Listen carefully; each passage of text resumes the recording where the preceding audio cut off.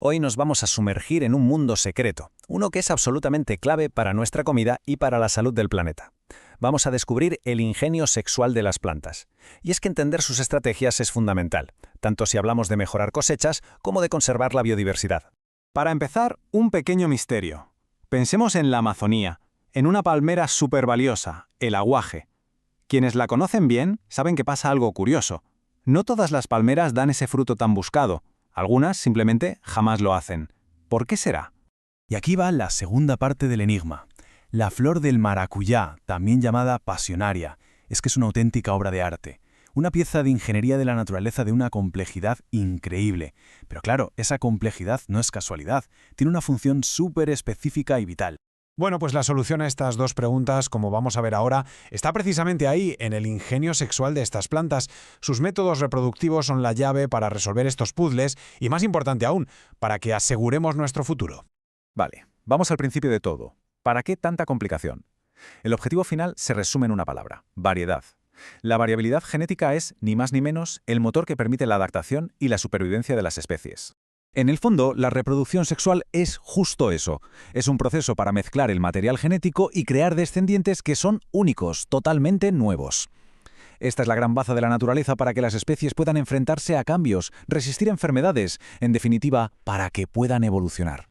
Ahora bien, para conseguir esa mezcla las plantas tienen, digamos, dos grandes caminos. Por un lado, la autogamia, que es la autopolinización. Es como el plan B. Es seguro, pero genéticamente es un poco aburrido. Y por otro lado está la alogamia, la polinización cruzada. Este es el premio gordo, porque aquí el polen viaja de una planta a otra, y eso garantiza la máxima diversidad. El cacao, por ejemplo, depende casi por completo de este método, de que unos insectos muy concretos hagan el trabajo de mensajería genética. Y para asegurarse de que ocurra esa polinización cruzada, la evolución ha dado con unas arquitecturas florales que son, alucinantes. No son más que diseños, soluciones súper ingeniosas para promover la mezcla. El primer diseño es el más radical, para evitar autofecundarse, que es separar los sexos en plantas distintas, o sea, que hay plantas macho y plantas hembra. Técnicamente a esto se le llama especies dioicas. Y aquí resolvemos el primer misterio. La palmera de aguaje es una especie dioica. ¿Qué significa esto? Pues que solo las plantas hembra dan fruto, y para hacerlo necesitan tener cerca sí o sí una planta macho que les dé el polen. Ahí está la clave. Para gestionar bien un cultivo de aguaje es vital, es imprescindible entender esta separación de sexos. La siguiente arquitectura es como una solución intermedia. La planta tiene los dos tipos de flores, masculinas y femeninas, pero están en partes distintas de la misma planta. A esto lo llamamos especies monoicas. Un ejemplo perfecto que conocemos de sobra es el maíz. La parte de arriba, la panoja, es la que produce el polen, la parte masculina. El viento lo arrastra y hace que caiga sobre los estigmas, esos pelillos de la mazorca, que es la parte femenina. Esa separación física, aunque estén en la misma planta, promueve muchísimo que el polen de una fecunde a otra. Y llegamos al diseño más habitual, las flores hermafroditas. Tienen los dos órganos sexuales, el masculino y el femenino, juntitos en la misma flor. Pero claro, esto plantea un nuevo reto. Si lo tienes todo en el mismo sitio, ¿cómo narices evitas autopolinizarte para asegurar la variedad? Y con esto resolvemos el segundo misterio. El maracuyá tiene una solución genial que se llama dicogamia. Funciona así. Primero maduran sus partes masculinas y sueltan el polen. Y solo horas después, cuando ese polen ya está por ahí, maduran sus partes femeninas y se ponen receptivas. Es una separación en el tiempo. Esto hace que sea casi imposible que una flor se fecunde a sí misma. Depende de un polinizador, como el abejorro, que visite una flor en fase masculina y luego lleve el polen a otra que ya está en fase femenina. Es pura sincronización. Vamos a recapitular un poco.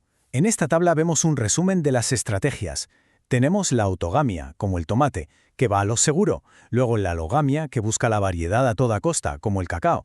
Vemos la monoecia del maíz, con sus flores separadas en la misma planta, y la dioecia del aguaje, con plantas de sexos distintos. Y por último, el hermafroditismo súper sincronizado del maracuyá. Cada una es una solución evolutiva diferente para un mismo objetivo: sobrevivir a través de la diversidad. Y ahora vamos a la parte más importante. Vale, todo esto es muy interesante, pero ¿por qué importa? ¿Qué aplicación práctica tiene, más allá de la pura curiosidad botánica? Pues la respuesta es directa. Entender cómo se reproducen las plantas no es un simple ejercicio académico. Es, de hecho, una necesidad vital para nuestra seguridad alimentaria y para proteger la increíble riqueza biológica del planeta. El quid de la cuestión es este. Saber que el aguaje es dioico nos permite gestionar los bosques para que sigan dando fruto.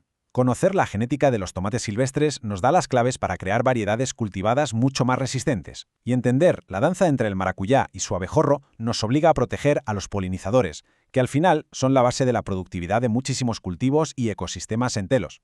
Al final, todo se resume en esto. Es un único sistema. No podemos separar la salud de un insecto, de la flor que visita, del fruto que comemos o del bosque que nos da oxígeno. Todo es parte de un solo y gigantesco sistema donde cada pieza cuenta. Así que, la próxima vez que veamos un campo de maíz, un bosque de palmeras o simplemente una flor en un jardín, quizá la visión sea un poco diferente. Ya no es solo un paisaje bonito, es un escenario lleno de estrategias, de alianzas, de un ingenio sexual desbordante que, literalmente, nos da de comer y mantiene vivo el planeta.